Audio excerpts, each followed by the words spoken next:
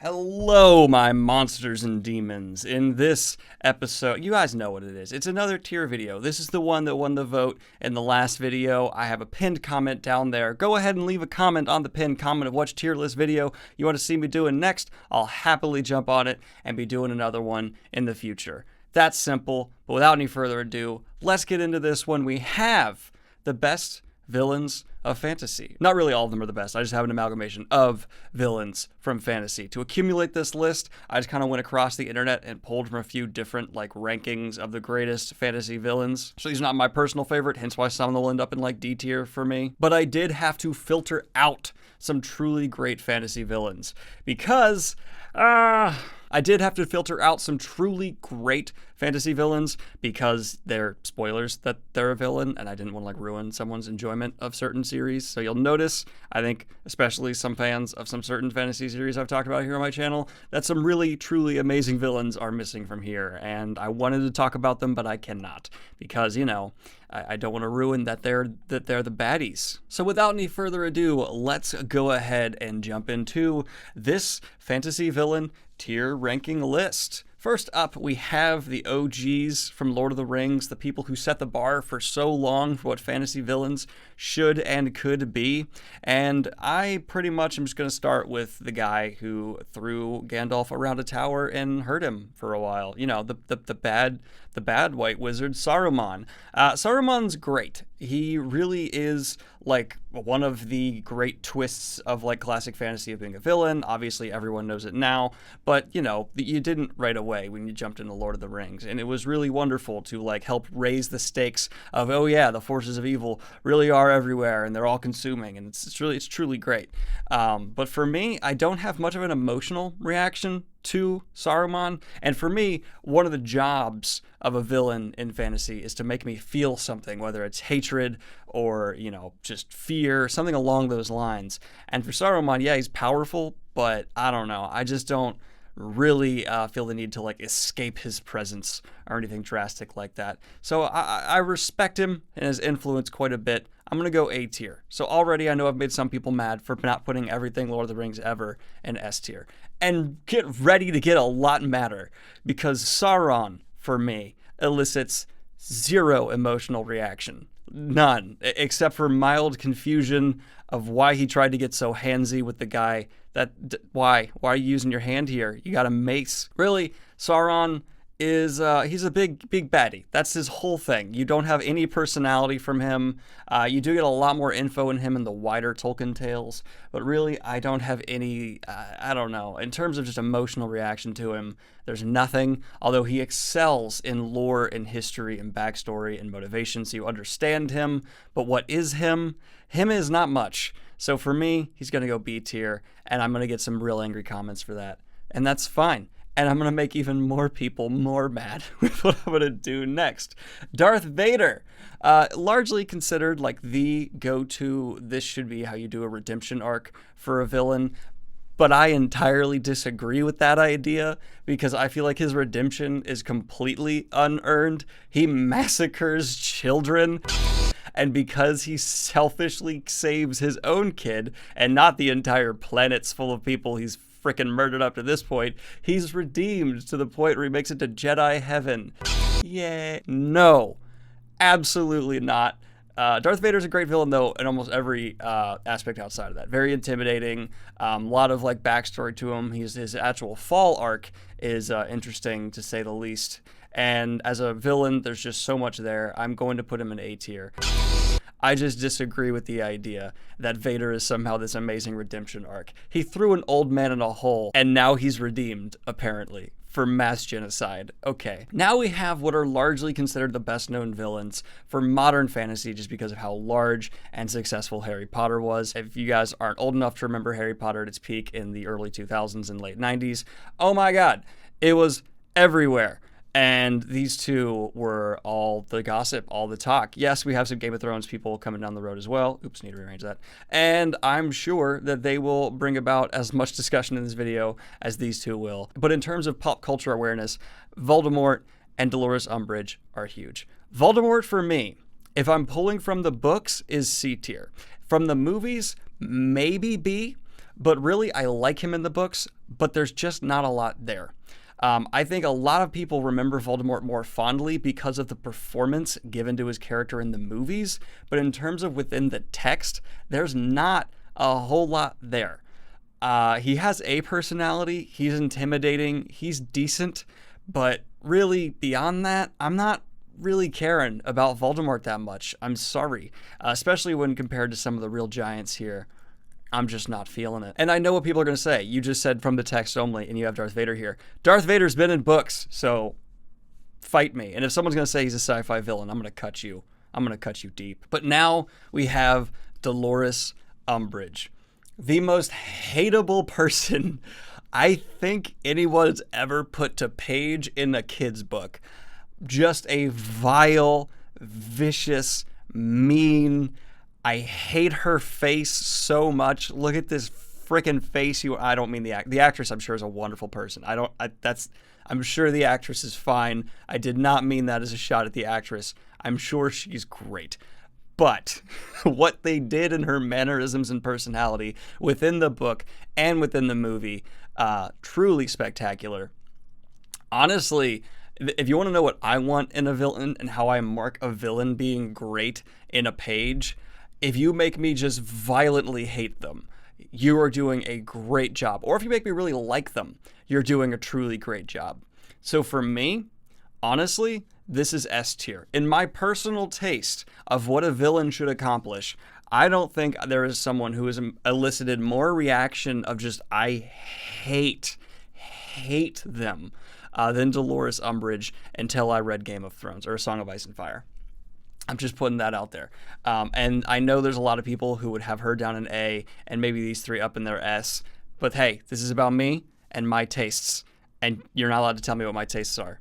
So this is how things are going to be now. Now I put in a fun choice, a little one for everyone to enjoy. We have Lord Farquaad. And for some reason, I've seen a lot of memes online that's like Lord Farquaad is not that bad. He's, he was just trying to find some love. Do you forget that he evicted like a whole lot of people for no reason, and that he is like horribly racist and like trying to like get all these fairy tale creatures in essentially like a swamp ghetto? That's horrifying, man. He also is having people fight to the death just to try and get him some non-consensual poon. So I don't like Lord Farquaad. I think he's a pretty bad person.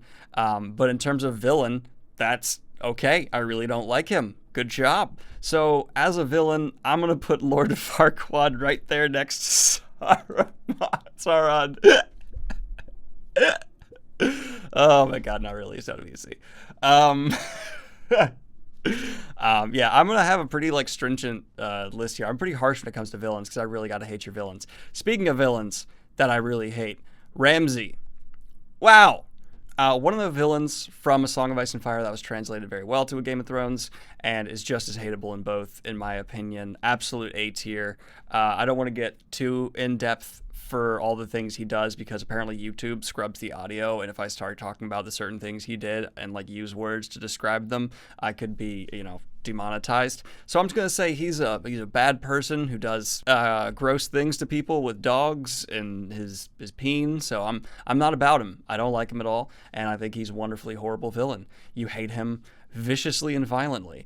And speaking of people who are incredibly bad villains, Joffrey. He gives Dolores Umbridge a run for her money in terms of how much I violently want to put his face into a blender. He is absolutely terrifying. I have just a physical reaction to this like actor now when I see him because his performance as this just god-awful person was so good. I'm talking like Hannibal Lecter almost level performance in terms of just taking glee out of just causing like some of the worst, most horrifying things we have seen on television happen to people. So him and Ramsay are both just the worst, but Joffrey, in my opinion, in terms of caliber, performance, and what he's done, is worse. So I'm going to go ahead and put him an S.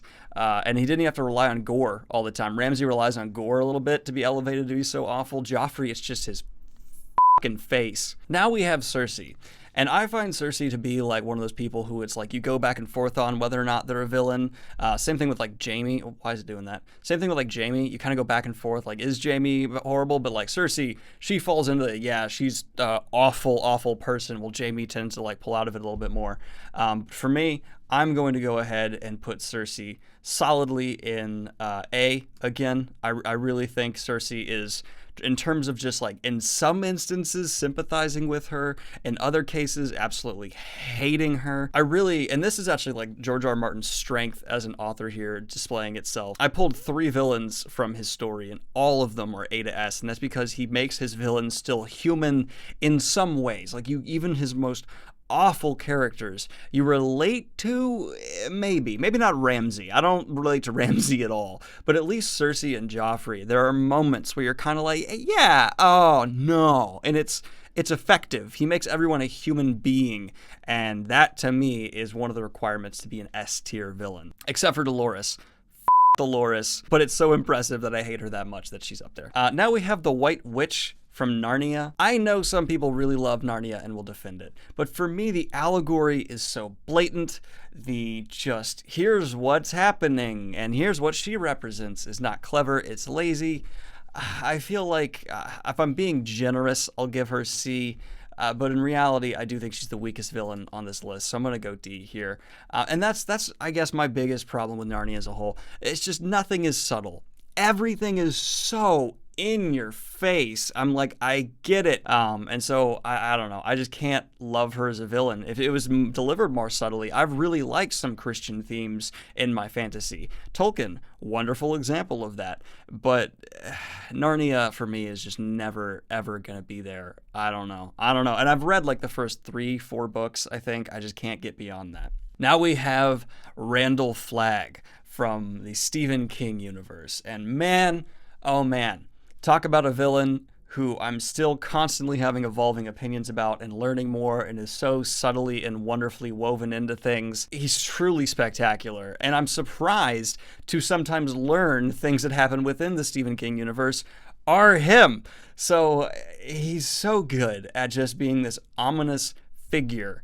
I'm stuck between A and S, honestly. I really do enjoy what Stephen King has crafted here, and obviously being in the Dark Tower fantasy series as another kind of setup. I don't want to get into it because spoilers, but it elevates everything. So I'm gonna go ahead and go A tier here for Randall Flagg, not S because I haven't finished everything he's in, and I feel like that would be unfair for me to do. My A here is growing quite a bit. But I think they're all pretty solid picks. I mean, I chose, this is a stacked deck. These are all at least somewhat competent villains, all the way up to great. Now we have Ishamael from The Wheel of Time. I know a lot of people who aren't really reading The Wheel of Time or haven't read it much constantly want to say Ishmael because they think I'm missaying it. No, his name is Ishamael.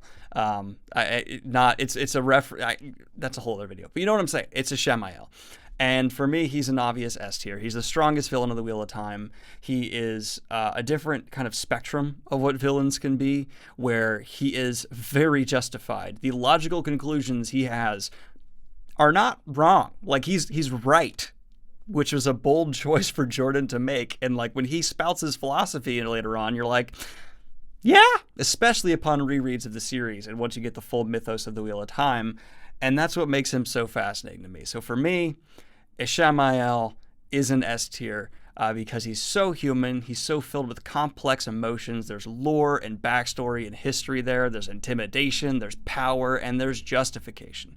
All of that adds up to truly what I think is one of the best villains fiction has seen. And now we're getting into one who's our first actually protagonist as a villain. Someone who we're following who's the center of their story, and that's Jorg. From Prince of Thorns. I wanted to bring him into this list because I do want to just kind of reiterate the fact, and I said this in my review of Prince of Thorns, but he is a spectacular character in terms of depth and understanding him. He's awful. And the only reason I didn't give that book much higher praise is I had no one likable to latch onto. And I as a personal taste person, do need that. But I can put that personal preference aside here and look at it from a what villains do I like angle. And all I need to do is roll this clip from my video. If he was the antagonist in a equally as well-written story, I would be praising the author for writing one of the best villains I've come across in fantasy. And you understand that I really do think Jorg is one of the best villains I've come across. So for me, I'm feeling a solid A tier.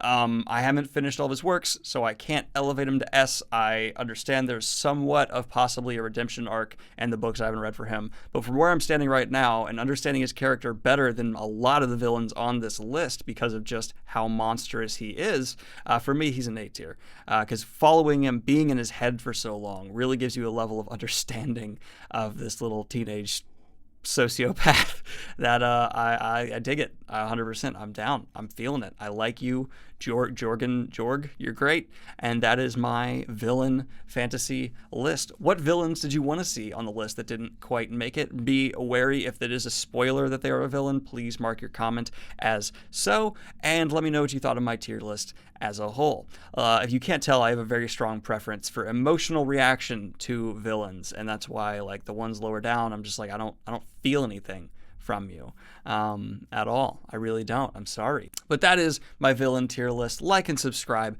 if you have not already. Hit the Patreon if you want to support what I do here. Get some merch if you want to rock some fantasy news merch. I actually meant to wear the shirt for this video, but that's too late now.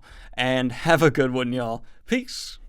Go ahead and read some names. We got Maxwell Bourne. We got Epoch. We got Anton I don't know how to say that. It's gone. We got Jesse Peachy. We got Jake. We got just Jake. No more names. Jeff Bernard, not Jeff Bezos. Dax Dibble. I really love alliteration. John Lidman, which makes me think of John Hamm. Jeffrey something I didn't see. Kelly Sayreed. God, there's so many names. Vex. That's just cool. Vodochatsky and Frank Batoro. So that's just some random shout outs you got there. I hope you enjoyed.